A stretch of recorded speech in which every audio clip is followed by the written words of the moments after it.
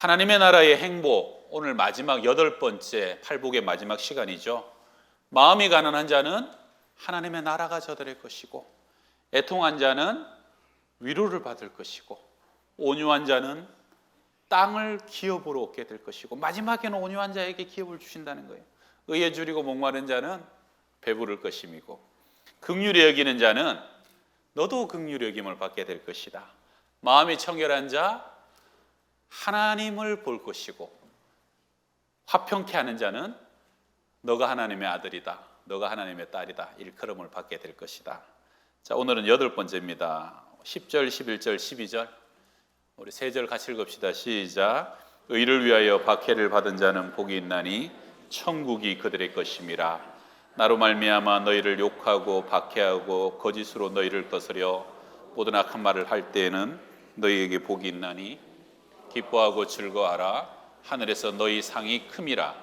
너희 전에 있던 선지자들도 이같이 박해하였느니라. 아멘. 여러분, 팔복은 그게 복이야, 그러니까 복인 줄 알고 믿어, 그런 게 아니에요. 진짜 박해하는 것이 기뻐요. 왜냐? 그 박해 중에 천국이 내가 지금 임하고 있는 것이 체감되고 느껴지는 거예요. 그 박해를 통해서 장차 하늘에 상이 쌓여 있는 것이 내가 확신적으로 가슴이 벅차오르는 거예요. 그래서 그 박해받는 삶이 실질적으로 나한테 너무 참 기쁨이 되고 감사가 된다는 거예요. 의를 위해서 박해를 받는다. 이 박해란 말을 제가 사전을 찾아봤더니 힘이나 권력 등으로 약한 이를 조직적으로 학대하는 거예요. 근데 여기서 의는 뭐냐? 11절에 정확히 나와 있죠. 나로 말미암아 너희를 욕하고 박해하고 거짓으로 너희를 거슬러 모든 악한 말을 할 때에는 너희에게 복이 있나니. 여기서 박해는 예수님이에요. 예수님 때문에 욕먹고 예수님 때문에 박해받고 악한 말을 들을 때는 기뻐해라, 즐거워해라, 하늘의 상이 크다는 것이. 할렐루야. 팔복은 전부 다 한 구절씩이거든요. 그런데 오늘 구절은 3구절입니다. 그래서 많은 학자들이 사실 이 팔복의 마지막 결론이고, 이 팔복의 마지막 귀결점이 8번째 복이 아니냐. 7가지의 복을 받고 받은 사람들아 얼마나 행복하냐. 그 행복한 사람들이 그 복을 넘고 넘어 마지막에 여기까지 이르게 되는데, 너무 감사하니까 나는 의를 위해서 박해받겠습니다, 그것을 기뻐하는 복을 누리는 사람에게까지 이르게 된다는 것이죠. 여러분, 이 하나님 나라의 행복은 좀 역설적이라 사실은 보통 세상 사람이나 땅에 속한 사람들은 좀 이해가 되지 않아요. 아니, 진짜 그게 행복할까? 여러분, 박해받는 자의 행복 이해가 되세요? 오늘 여러분 말씀을 듣는 중에 말씀 끝에는 진짜 그것이 행복이구나, 그런 확신이 들 수 있으시길 바랍니다. 아멘 소리가 작잖아요. 그런 확신이 들 수 있으시길 바랍니다. 정말 복입니다. 먼저 좀 나누고 싶은 것은 박해에 대한 태도와 고난에 대한 자세인데, 1939년 링컨 광장에 한 사람의 연주회로 인해서 7만 5천 명의 청중이 몰려들었던 유명한 오페라 가수, 미국의 마리아 앤더슨이라는 여인이 있습니다. 사진 한번 보여주시면 바로 저분인데요.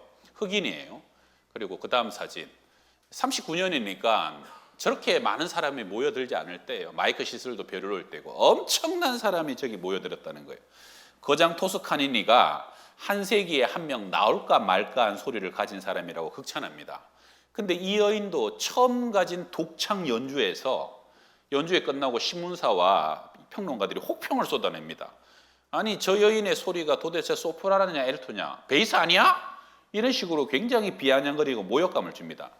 그 평가에 이 여인은 다시는 노래 부르지 않겠다고 통곡을 하면서 노래를 포기하려고 하는데, 이때 그의 어머니가 아주 지혜롭고 현명한 충고를 하게 됩니다.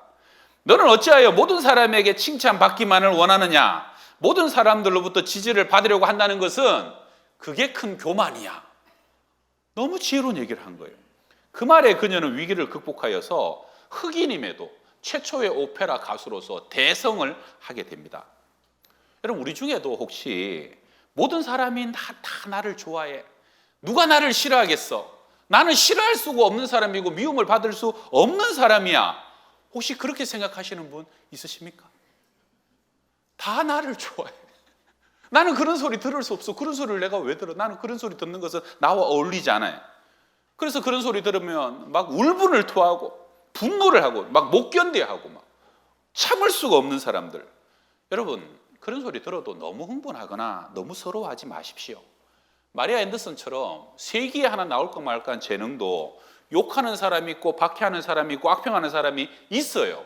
그게 세상이고 그게 사람인 겁니다. 영적인 것은 어떻습니까? 믿음으로 살아간다는 것은 어때요? 유명한 말씀이 있죠. 우리 디모데후서 1장 3장 말씀 한번 같이 읽어봐요. 시작. 무릇 그리스도 안에서 경건하게 살고자 하는 자는 박해를 받으리라. 경건하게 믿음으로 살아가면 칭찬받고 존경받고 사랑받아야죠. 그런데 믿음으로 경건하게 살아가게 되면 박해를 받는다. 이것이 성경의 가르침이고 만고의 진리라는 것이죠. 여러분 세상은 그리스도 안에서 경건하게 살아가는 자를 박해하게 되어 있습니다. 옛날에 곽선임 목사님이 이 말씀을 설교 중에 아주 소소한 예로 잘 설명하셨어요. 예배 시간에 지각한 사람이 한 사람 있다고 생각해 봅시다. 평상시에는 지각 안 하는데 어쩌다 보니까 늦어가지고 5분을 지각했어요. 그래갖고 저 뒤에 요렇게 탁 고개 숙이고 앉아있단 말이에요. 왠지 예배 방해한 것 같고 불편을 준 것 같고 왠지 마음에 죄책감이 들어갔고 고개를 푹 숙이고 이렇게 가만히 예배를 드리고 있는데 가만히 자기는 뒷자리에 처음에 앉았으니까 가만히 앉아있는데 나보다 더 늦게 오는 사람이 있네. 얼굴도 모르는데 그 사람이 반가워요. 저런 사람도 있구나. 그러다가 좀 더 지났는데 장로님이 지각을 하고 권사님이 지각을 하네요. 더 반갑네요. 얼씨구나. 그러다가 마음 상태가 점점 바뀌는 거예요. 괜히 미안한 마음 가졌네. 나 정도면 괜찮네. 이런 마음이 되는 거죠. 여러분 이게 사람의 심리고요. 이런 사람의 심리를 좀 더 비약하자면 악한 사람들은 세상 사람들이 다 악하기를 바라는 마음이 있다는 거예요. 왜냐하면 다 악해버리면 내가 악하다는 것이 안 드러나는데 한 사람만이 유독 선해버리면 그 사람 때문에 내가 악한 것도 드러나 보이게 되니까 그러니까 악은 반드시 선을 질투하게 되어 있는 것이고 모두가 거짓투성이라면 인간은 원래 다 그런 거지 하고 넘어갈 수 있지만 한 사람이 진실되면 어떡합니까? 그럼 거짓이 선명하게 보여지는 거예요. 그래서 내가 얻으면 모두가 얻기를 바라고 내가 실패하면 모두가 다 실패하기를 바라는 것이 사람의 마음이라는 거예요. 사도 요한은 이 부분을 말씀에서 참 잘 설명했는데 요한일서 3장 보세요. 가인같이 하지 마라. 그는 악한 자에게 속하여 그 아우를 죽였으니 어떤 이유로 죽였느냐?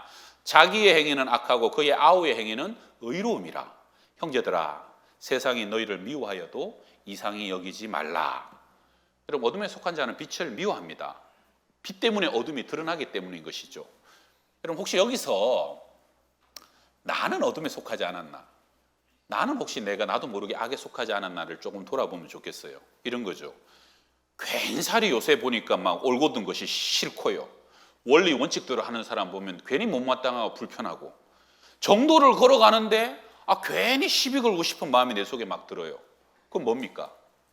나도 지금 모르게 내가 지금 어둠에 속해 있다는 거예요. 나도 모르게 악이 교묘하게 우리의 마음에 침투해 들어왔다는 거예요. 그래서 사람은요 내 자신을 확신하지 못합니다. 날마다 빛의 나를 비춰보고 진리의 말씀의 거울에 나를 비춰보면서 겸손하고 하나님을 바라봐야 된다는 거죠. 그 다음에 이 박해의 유익에 관해서 생각해 봅시다. 마태복음 4장에 보게 되면 4가지의 밭이 있잖아요. 그 중에 돌짝밭이 있어요.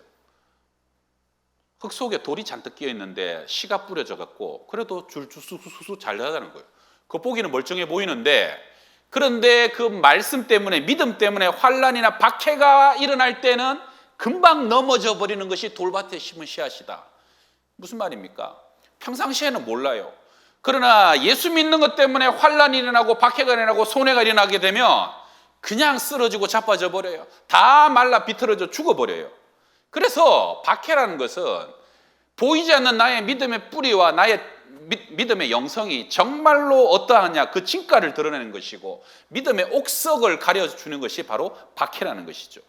꼭 학생들이 시험을 치면 누가 실력이 있고 누가 공부를 잘하는가 알게 되는 것처럼 박해가 우리로 하여금 우리 안에 있는 믿음의 진정성을 온전히 깨닫게 해준다는 것이죠. 여러분 의를 위할 때 핍박을 받고 박해를 받고 죽을 때까지 한결같이 달려갔던 사람은 사도 바울이 있죠. 사도 바울은 예수님 만나기 전에는 세상적으로 잘 나가던 사람이었어요. 그는 금수저 아닙니까? 로마 시민권자 출신이고 가말리알 문화의 최고의 학력을 가졌던 사람이고요. 히브리인 중에 히브리요, 혈통도 좋아요. 율법으로는 흠이 없는 사람. 가만히 놔두면 앞길이 창창한 사람이었는데, 그런데 예수님 만나고 난 이후에 아이러니하게 그는 세상적으로는 인생이 그때부터 꼬여버립니다. 가는 데마다 핍박당해요. 심지어는 돌질 당하고 죽었다 살아나기도 하고, 옥에 몇 번을 갇힙니까? 바다에서 파손당하고, 유대인들은 바울 죽이겠다고 자객당까지 만들어서 바울을 쫓아다니니까 도시에서 도시로, 대륙에서 대륙으로 야간 도주하고 도망다니는 게 한두 번이 아니죠. 거기다가 바울은 몸속에 가시가 있었다라고 기록하는데, 고린도서 12장에 보게 되면은 하나님의 계시를 받은 것이 너무 커서 하나님이 나로 하여금 자만하지 않게 내게 가시, 사단의 가시, 사자를 주셨는데, 그게 뭐냐? 어떤 사람은 안질이다 하는데 대체적으로 간질이었을 것이다 라고 얘기하죠. 간질 아시죠? 발작하는 거예요. 부들부들 떨다가요, 여러분 거품 일고. 여러분 생각해봐요. 지금 사역하고 설교하는 중에 갑자기 간질이 일어났다. 여러분 그럼 이 앞에서 막 그냥 바들바들 떨면서 거품을 흘리는데 사람들이 뭐라 그랬어요? 아이고, 저나 치몸이나 좀 치려고 다닐 것이지 누구한테 복음을 전한다고 그렇게 비아냥거리지 않겠어요? 사역자가 간질에 걸린다는 것이 이것이 보통 일입니까? 그래서 바울이 하나님께 3번이나 간절히 이것이 좀 떠나가게 해달라고, 이것이 좀 없어지게 해달라고 3번이나 간절히 기도하는데 하나님의 응답이 뭐예요? 고린도서 12장 9절 우리 같이 읽어봅시다. 시작. 나에게 이르시기를 내 은혜가 내게 내 능력이 약한 데서 온전하여 짐이라 하신지라. 그러므로 도리어 크게 기뻐함으로 나의 여러 약한 것들에 대하여 자랑하리니 이는 그리스도의 능력이 내게 머물게 하려 함이라. 여러분, 이 하나님의 응답 속에 바울은 엄청난 것을 깨닫고 기뻐하기 시작합니다. 하나님의 능력은 나의 약점을 통해서 그 약점 속으로 침투해서 쇄도에 들어오시는구나. 내가 약하기 때문에 하나님의 능력이 내 안에 머물고 있는 것이구나. 그 다음에 바울이 어떻게 됩니까? 더 이상 나의 장애를 없애려는 그 전에 집착으로부터 벗어납니다. 그 장애조차도 하나님이 나에게 주신 선물로 여깁니다. 이 장애와 이 가시가 내 몸에 박혀 있는 한 그것 때문에 내가 낮아지고 겸손하게 되고, 그것 때문에 내가 하나님의 능력 가운데 머물러 있게 된 것을 자랑하게 되고 기뻐하게 된다는 것입니다. 할렐루야. 여러분 제가 한번 물어볼게요. 대답해 보세요. 바울은 지금 남는 장사하고 있습니까? 믿지는 장사하고 있습니까? 뭐라고요? 확실합니까? 여러분 바울이 남는 장사하고 남는 장사의 인생을 살았다라고 확실히 믿으십니까? 그럼 여러분도 그렇게 살기 바랍니다. 왜 그건 싫어요? 바울은 그렇게 살았지만 나는 여러분 바울은 우리 로마서 8장에 생각건대 현재의 고난은 장차 우리에게 나타날 영광과 비교할 수 없도다. 장차 그 영광에 비하면 지금 환난, 지금 고난, 이 지금이 간질, 지금 이 박해와 지금 돌맞고 도망다니는 삶 괜찮습니다. 기쁩니다. 감사합니다. 영광입니다. 그 고백이 바울에게 있었다는 거예요. 제가 이번에 안식년 동안 로마에 갔는데 교회가 안식년을 주셔서 너무 좋은 시간 보냈습니다. 바울이 마지막 순교했던 순교지를 방문했거든요. 로마 좀 변방이더라고요. 제가 사진을 찍어 왔어요. 첫 번째 사진은 저기가 바울이 마지막 갇혔던 감옥 앞인데 저기를 예배당을 만들어 가지고 수녀님들이 예배를 하고 있는 거예요. 그래서 같이 예배 드리고 잠깐 기도했고요. 그 다음에 두 번째 사진 보게 되면 요게 감옥 문이에요. 저 창살 그대로예요. 2000년 전에. 그 안쪽 봐요. 한 평 반. 저기가 바울이 그때 겉옷 좀 가져와라 춥다. 바로 그 저기예요. 저기. 그래갖고 겨울인데 제가 그래서 위도 사람 벗어봤어요. 정말 어떤가. 냉골에 추운데 이거 뭐 제대로 옷 안 입으면 이 상당하게 고통스럽겠더라고.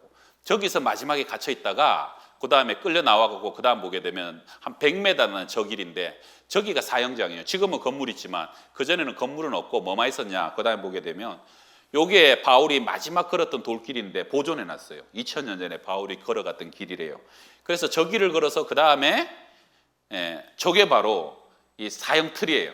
저기다가 목을 이렇게 올려놓으면 위에서 칼로 도끼로 내려치는 거예요. 그럼 어떻게 돼요? 제가 이렇게 있으면 내리치면 툭 하고 떨어지겠죠.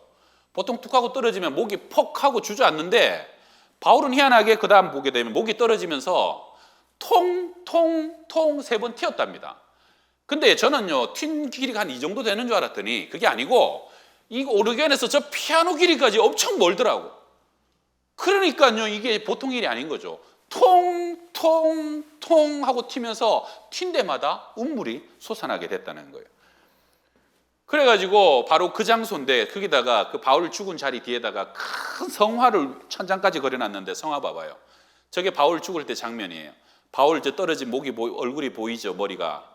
그 다음에 보게 되면 그것을 바라보고 기록하는 누가, 사도행전을 기록했던 누가가 저기서 그걸 다 지켜보고 기록했고, 그 다음에 보게 되면 천장 보세요.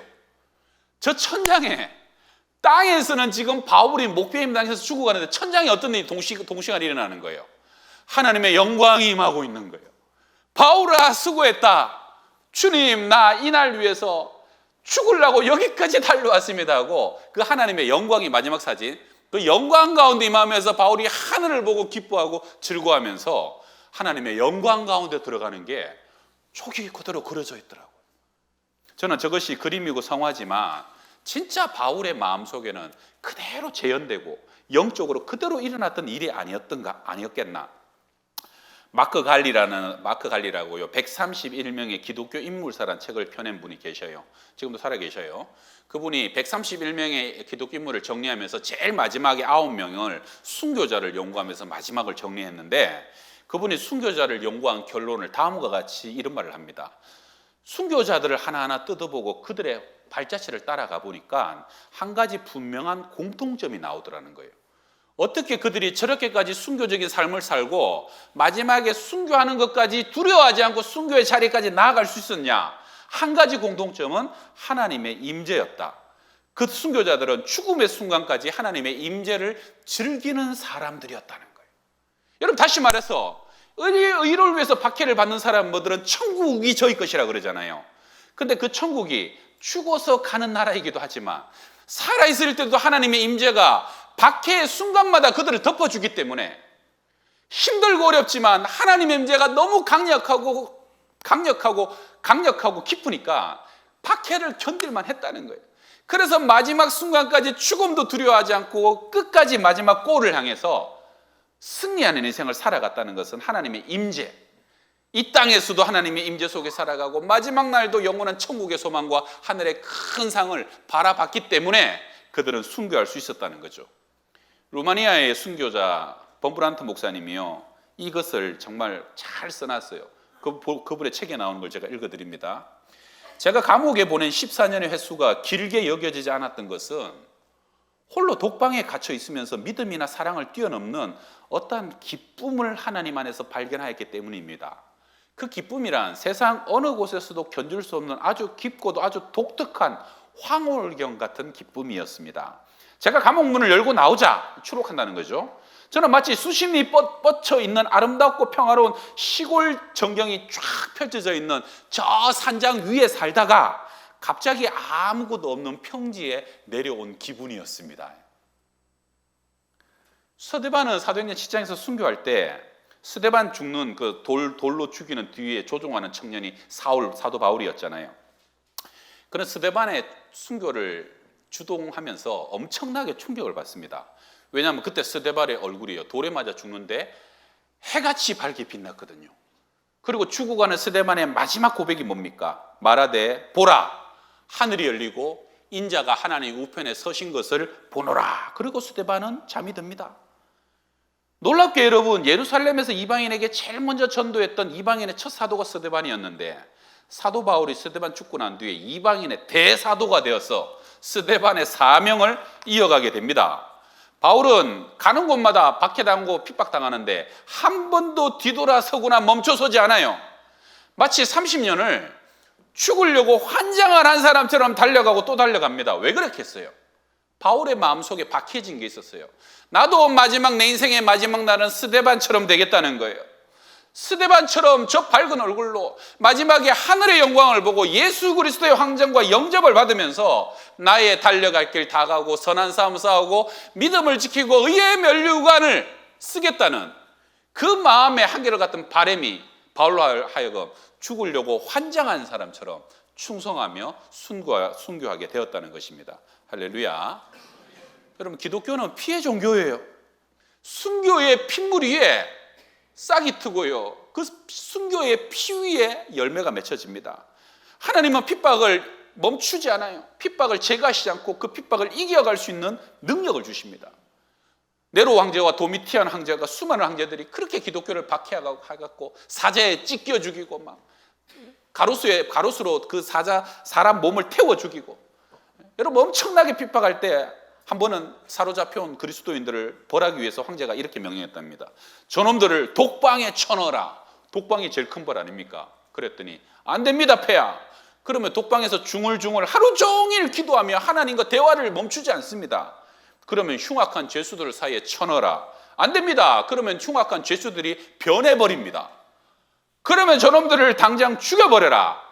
안 됩니다. 그러면 저놈들은 그것이 최후의 승리라고 기뻐하면서 죽어갑니다. 그러면 어쩌라고? 이게 대화예요. 그러면 어쩌라고? 히브리서 11장, 어떤 이들은 조롱과 채찍질 뿐 아니라 결박과 옥에 갇히는 시련도 받았으며 돌로 치는 것과 톱으로 켜는 것과 시험과 칼로 죽임을 당하고 양과 염소의 가죽을 입고 유리하여 궁핍과 환난과 학대를 받았으니 이런 사람은 세상이 감당하지 못하느니라. 핍박은 세상적으로 하나하나 앗아가죠.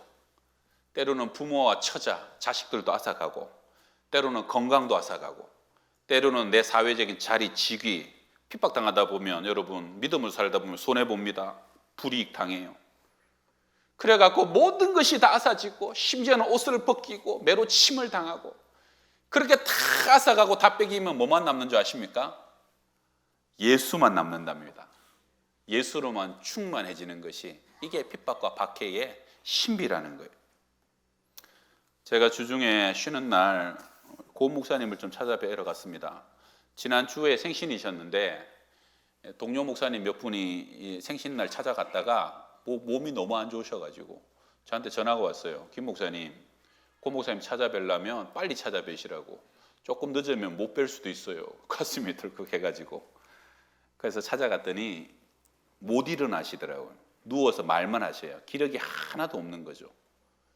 제가 이번에 또 마침 우리 양평동 교회 때문에 논문도 완성해가지고 그래서 좀 학위도 받게 되었고, 제가 목사님께 사실 거기서 거기서 시작한 공부였잖아요. 거기서 제가 논문도 갖다 드리면서 목사님 이렇게 해서 학위도 받게 됐고 다 목사님 은혜고 기도의 덕분입니다. 양평동 교회에서 이렇게 목회하다가 이런 일도 있었습니다 하고 했더니 기도하자 그러면서 하나님 앞으로 목회 더 잘하게 하고 배운 걸로 더 교회 잘 섬기게 해달라고 기도를 해주시더라고요. 근데 이 목사님 손이 원래 말랐는데 이제는 보니까 뭐 한 30여 킬로나 되시겠나, 너무 빼짝 말랐어요. 병원에서 뭐라 그랬냐면 영양실조입니다. 몸에 영양분이 1도 없습니다. 그냥 평생 목회하고 기도하다가 체력이 다 소진해가지고 건강을 다 깎아 먹은 거예요. 그리고 일어날 힘이 없어서 누워 계시는데 저는요 솔직히 한편으로는 부럽더라고. 야, 목사님은 저렇게 성도 위해서 교회 위해서 전부 다 소진하고 사실 달아 없어진 인생 아닙니까? 맞바꾸면서 사는 인생 아닙니까? 사람 의지하지 말고 하나님 의지해라. 항상 그런 얘기 하셨는데 목사님 저렇게 소진되고 힘이 하나도 없어도 참 부러운 삶을 살아가셨다. 여러분 어떠세요? 주일 하다가 무엇을 잃어보셨습니까? 주일 하다가 어떤 손해를 보셨습니까? 주일 하다가 가슴앓이 하고 주님 때문에 얼마나 눈물을 흘려 보셨습니까? 주의 일 안 해도요, 여러분 어떨 때 보면 손해도 보고 오해도 받고, 주의 일 안 해도 여러분 방탕하고 노름하고 죄 짓고 살아도 때 되면 병 걸리고, 여러분 때 되면 있는 거 다 빠져나가고 다 사라집니다. 맨몸으로 우리 욥의 말처럼 적신이 몸뚱아리 하나 하나님께서 이 땅에 오셔서 이만큼 누리게 하셨고 이만큼 힘있게 하셨고 이만큼 가지게 하셨으면 다 하나님의 것 아닙니까? 그런데도 감사하게 주를 위해서 소진하고 주를 위해서 박해받고 주를 위해서 빼앗기고 주를 위해서 드려지는 삶을 살았다면 어차피 한번 살아가는 인생, 그것처럼 행복하고 감사하고 기쁜 인생이 어디냐는 거예요. 그래서 이 박해받는 자들은 진정한 나는 행복한 사람이다, 그렇게 고백할 수 있다는 거예요. 내 평생 소원 이것뿐, 주의 일 하다가 이 세상 이별하는 날 주 앞에 가리. 5절 합시다. 살같이 빠른 광음을 주 위에 아끼세, 온 몸과 마음을 바치고 힘써서 일하세. 할렐루야. 성경은 참 정직한 책인 게, 예수 잘 믿으면 건강하고 예수 잘 믿으면 다 잘 되고 다 형통하고 다 부자 된다고 얘기하잖아요. 경건하게 살고자 하면 박해받는다. 십자가 길 따라가면 세상이 너희를 미워한다. 좁은 길, 험한 길을 걸어가야 된다, 그렇게 얘기하잖아요. 그럼에도 불구하고 우리가 기꺼이 그 길을 가는 것은 그 길이 마침내는 남는 장사, 영광의 길이기 때문인 것을 우리는 알기 때문입니다. 할렐루야. 제가 그 생각이 나더라고. 제가 부임한 해에, 부임한 그 첫 해 겨울에 쪽방촌에 사역하러 처음 갔었어요. 그때 여러분이 크리스마스 되면 이렇게 가방에 싸주시잖아요. 그때 그거 한 300개 만들어 갖고 쪽방촌에 가가지고, 그때는 우리 청소년들, 어린애들, 청년들도 같이 가서 이 좋은 구제사역 같이 보게 하자. 그래서 쪽방촌에 딱 갔더니 사람들이 막 박수를 치면서 와, 이런 선물을 준다고 좋아하고, 그 사람들이 막 몰려와요. 그래서 주니까 그 사람들이 받아놓고 돌아와서 나 주세요 또 받아가고 막 그러더라고. 그래서 우리는 신나게 줬더니 그 쪽방촌에 깊이 들어갔더니 거기 쪽방촌에 한 500가구 정도 되는 거예요. 300개를 다 줬더니 사람들이 또 계속 나와요. 줄 게 없잖아요. 죄송하다고, 이제 다 소진했다고, 이렇게 집이 많은 줄 몰랐다고. 그리고 돌아 나오는데 선물 못 받은 사람들이 막 욕을 하더라고. 아니 우리 놀리는 거냐고, 우리 무시하는 거냐고, 누구는 주고 누구는 안 주고, 이럴 거면 몰라가 왔느냐고 막 뒤에서 막 욕을 하는데, 우리 어린애들이, 청년들이 욕을 처음 들어보잖아요. 그러니까 애들이 갑자기 도와주러 왔다가 욕 먹고 뒤통수 욕 먹고 나가니까 애들이 나 멘붕에 빠졌어. 어떤 애들은 막 무서워 막 우는 거야.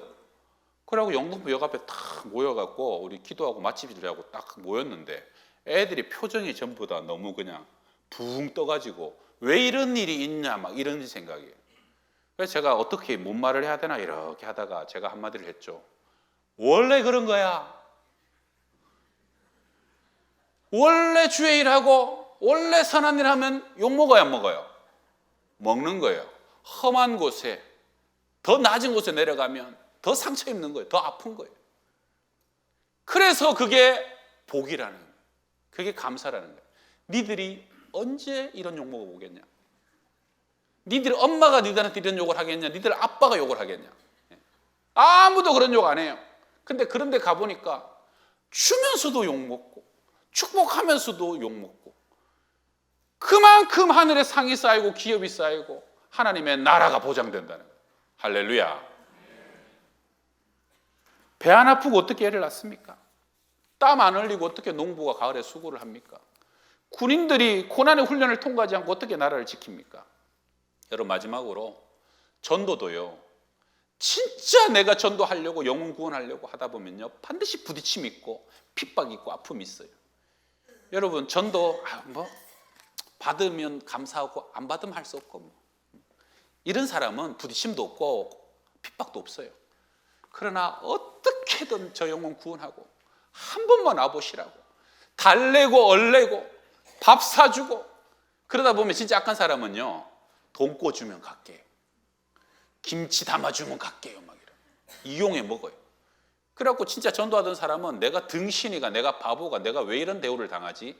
자기 속에 투쟁이 일어나는 거예요. 그런데 그 투쟁과 그 아픔이 내가 이런 것 때문에 눈물 흘리지, 내가 이런 것 때문에 서름 당하지, 하나님의 나라가 그들의 것이라는 거예요. 하늘에 상이 있다는 거예요. 하나님의 그 눈물을 보시고 때가 되면 반드시 그 영혼 구원하고, 내가 못 구한 우리 애들, 내가 다른 사람 한 명이라도 전도하려고 눈물 흘릴 때 우리 애도 누가 구원해 주지 않겠어요? 우리 남편도 누가 와서 은혜를 베풀어 주지 않겠어요? 할렐루야. 여러분 주보 안에 요거 한번 꺼내보셔요. 꺼내보셔갖고 이렇게 손에 꼭 잡으셔요. 제가 기도하겠습니다.